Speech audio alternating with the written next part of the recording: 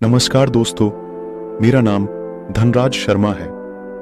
Unrevealed fear YouTube channel पर आपका स्वागत है। मैं आज फिर हाजिर हूं एक नई कहानी के साथ। अगर आप इस चैनल पर नए हैं तो लाइक और सब्सक्राइब जरूर करें ताकि इस तरह की भूतिया कहानी आप तक सबसे पहले पहुंचे। कॉलेज के पहले दिन मैं बहुत उत्साहित था। नई जगह, नए लोग और सबसे महत्वपूर्ण बात, हॉस्टल में रहने का अनुभव। हॉस्टल का पुराना ढांचा और उसके गलियारे किसी पुराने जमाने की याद दिलाते थे। सब कुछ बहुत रोमांचक लग रहा था, लेकिन मुझे क्या पता था कि यह रोमांच जल्द ही डरावने अनुभव में बदल जाएगा। शाम के समय मेरे रूममेट्स और मैं हॉस्टल के कॉमन रूम में बैठकर बातें कर रहे थे। किसी ने सुना था कि इस हॉस्टल में एक कमरे में भूत का साया है। यह सुनकर हम सब हंसने लगे, लेकिन मेरे मन में एक अजीब सी बेचैनी थी। शायद यह सिर्फ किस्सा था, लेकिन मेरे दिल में कहीं ना कहीं डर बैठ गया था। रात को जब मैं अपने कमरे में सोने के लिए गया तो कमरे का माहौल कुछ अलग सा महसूस हुआ।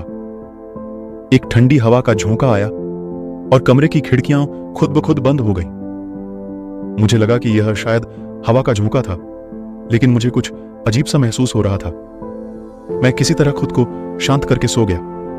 आधी रात को अचानक मेरी आंख खुली। कमरे में घना अंधेरा था, लेकिन मुझे लगा कि कोई मेरे पास खड़ा है। दिल की धड़कन तेज हो गई और पसीना छूटने लगा।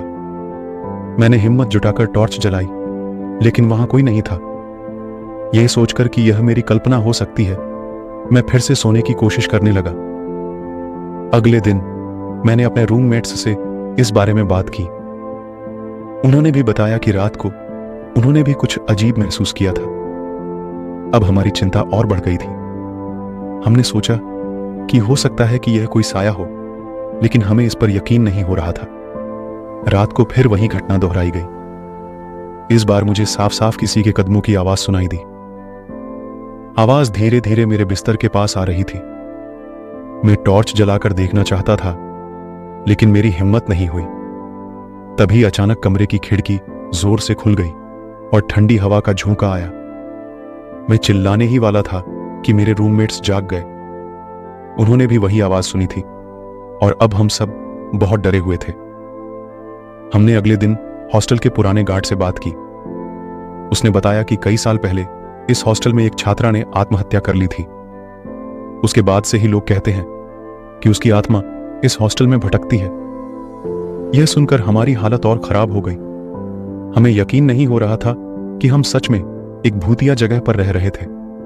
उस रात हमने तय किया कि हम सब मिलकर इस रहस्य को सुलझाएंगे। हमने कमरे में कैमरे लगाए और सारी रात जागकर निगरानी की। आधी रात को फिर वही कदमों की आवाज सुनाई दी। इस बार हम सबने देखा कि एक धुंधली परछाई हमारे कमरे में घूम रही थी।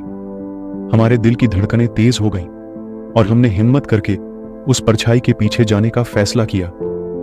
परछाई धीरे धीरे हमारे कमरे से बाहर निकली और हॉस्टल के पुराने हिस्से की ओर बढ़ी।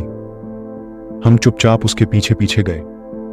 एक पुरानी बंद पड़ी कमरे के पास वह परछाई रुक गई और अचानक गायब हो गई।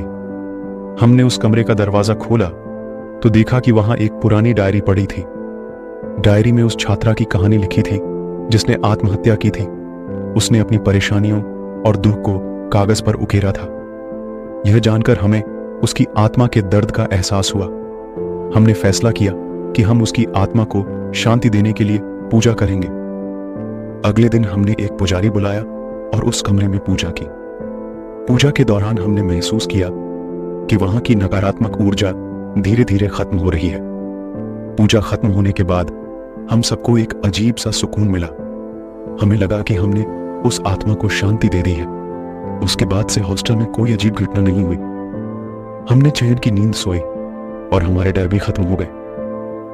यह अनुभव हमें सिखा गया कि किसी भी अज्ञात ताकत को नजरअंदाज नहीं करना चाहिए और उसकी सच्चाई को समझने की कोशिश करनी चाहिए। हॉस्टल के वो दिन मेरे जीवन के सबसे डरावने और सीख देने वाले दिन थे। अब जब भी मैं उस हॉस्टल को याद करता हूं तो मेरे रोंगटे खड़े हो जाते हैं, लेकिन साथ ही उस भयानक अनुभव से उबरने की खुशी भी महसूस होती है।